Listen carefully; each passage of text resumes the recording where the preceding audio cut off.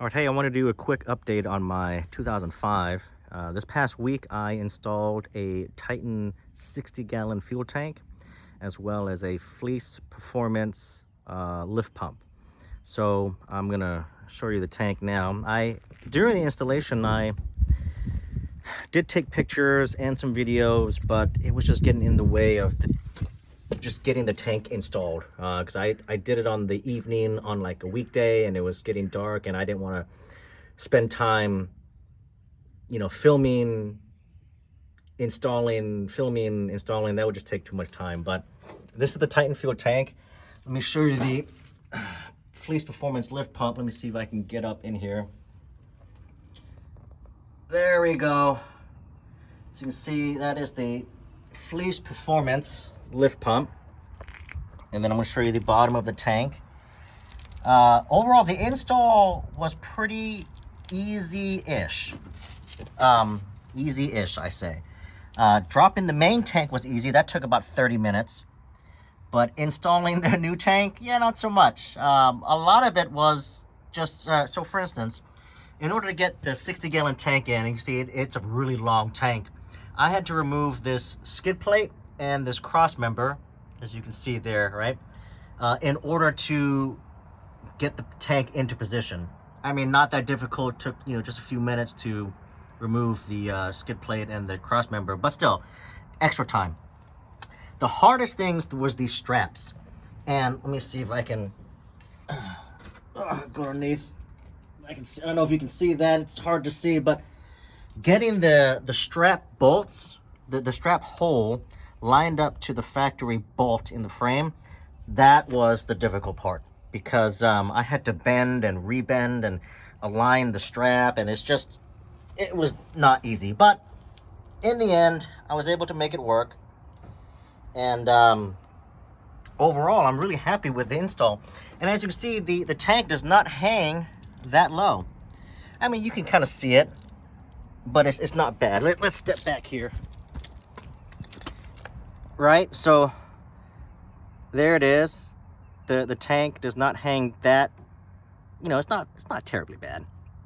Unlike the 21 Ram I had with the Titan tank, the way the straps were positioned, it left the front of the Titan tank on the 4th gen, 5th gen crew cab short bed trucks.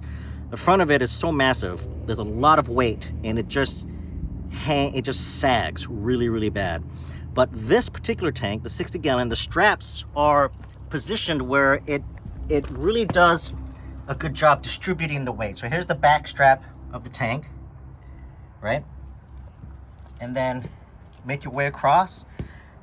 And then there's your front strap. And then there's the front of the tank. So it's evenly spaced, and not evenly spaced, but it's better spaced. And the front of this Titan, it slopes upward. So even if it does sag, that sloping, right? That sloping up would compensate for that sag. But honestly, it's not sagging. I've checked it, and this tank does not sag, which is great.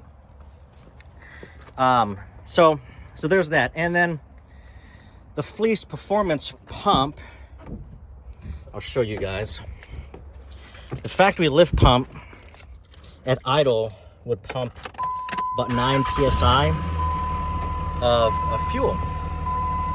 And the Fleece pump, as you can see, is at 22. It fluctuates between 22 and 23 psi. And then cruising speed, it's, I don't know, like 70 miles an hour. It's around 21 psi-ish. Wide open throttle, I mean, I've got it down to 15, 16, but it jumps right back up to, 20 psi. So, whereas the factory lift pump at idle, it will idle at 9 psi, and then at wide open throttle, I've got it all the way down to 2, 3 psi. Cruising with the factory lift pump, it would cruise around 5 psi. So not bad. I mean, it's good, I guess, for factory applications, but I wanted the Fleece pump because I wanted an aftermarket lift pump, provide extra fuel, but at the same time, the factory lift pump, I mean, this is a 20-year-old truck. Granted, it only has like 38, 39,000 miles on it, but it still is an old pump. And I just wanted to get a new pump in the tank. And the reason why I went with Fleece, and not Fast or Air Dog is because I wanted to maintain the factory fuel lines. So I'll show you, right? So you can see there, the factory fuel lines hook up to the Fleece pump.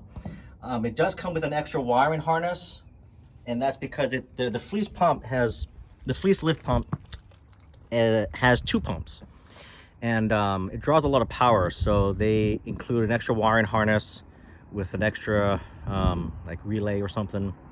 Not that bad to install. You just run the wiring up, connect the positive and the negative to the battery, and this relay just mounted on the firewall. So so there's that.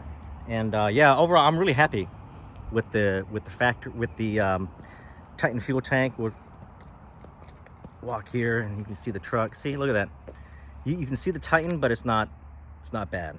I don't know if you remember my videos of my complaints with Titan on the 21 Ram, how the front, you know, there was like this bulge that would just hang low in the center of the truck, and I hated that. That really bugged me.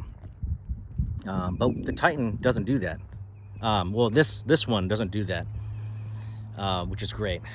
And then we'll kind of go on the other side. Other things about the truck, I've had it now for a couple weeks-ish, maybe 3 weeks, and I love it. I really love these 3rd gens, and I kind of wish I, you know, had 3rd gens in the past, but, you know, never too late. And I mean, overall, I'm glad that at this point in my life and my experiences with these Ram Cummins diesels that